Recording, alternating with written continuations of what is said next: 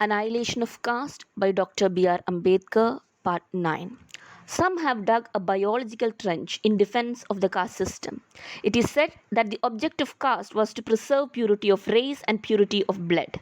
Now, ethnologists are of the opinion that men of pure race exist nowhere and that there has been a mixture of all races in all parts of the world, especially in this case, the case with the people of India. Mr. D.R. Bandarkar, in his paper on foreign elements in the Hindu population, has stated that there is hardly a class or caste in India which has not a foreign strain in it.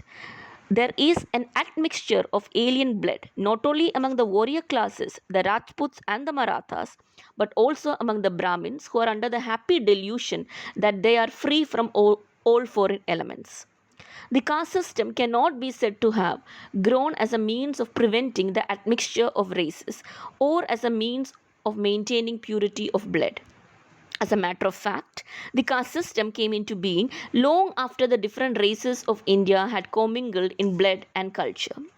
To hold that the distinctions of caste are really distinctions of race and to treat different castes as though there were so many different races is a gross perversion of facts.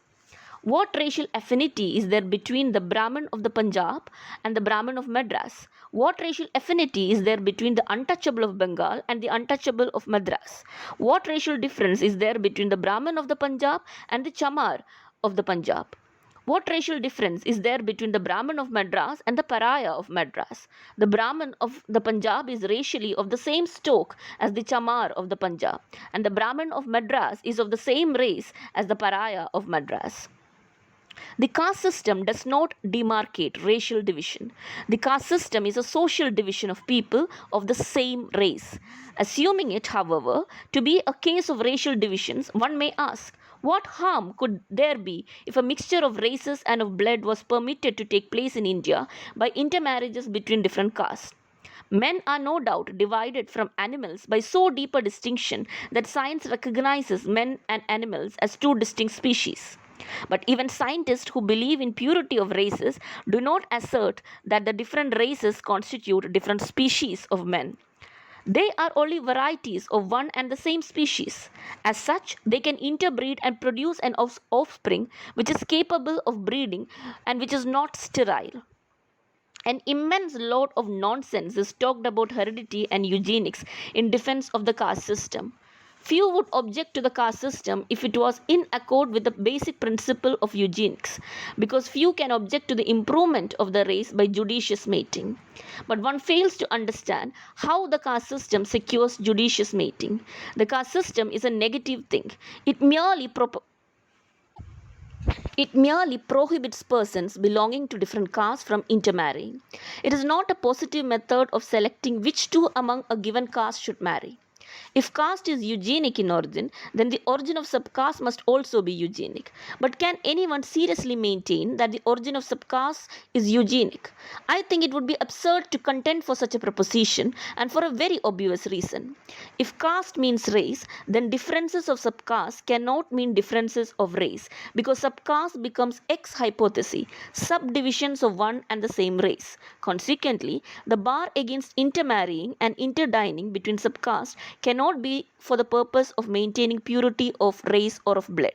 If subcaste cannot be eugenic in origin, there cannot be any substance in the contention that caste is eugenic in origin.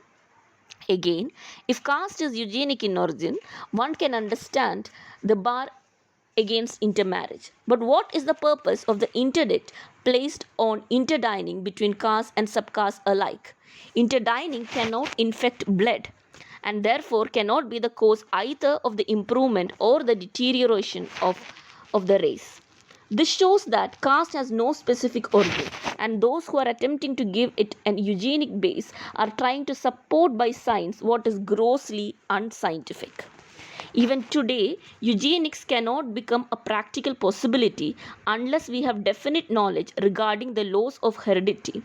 Professor Bateson, in his Mendel's Principles of Heredity, says, There is nothing in the descent of the higher mental qualities to suggest that they follow any single system of transmission.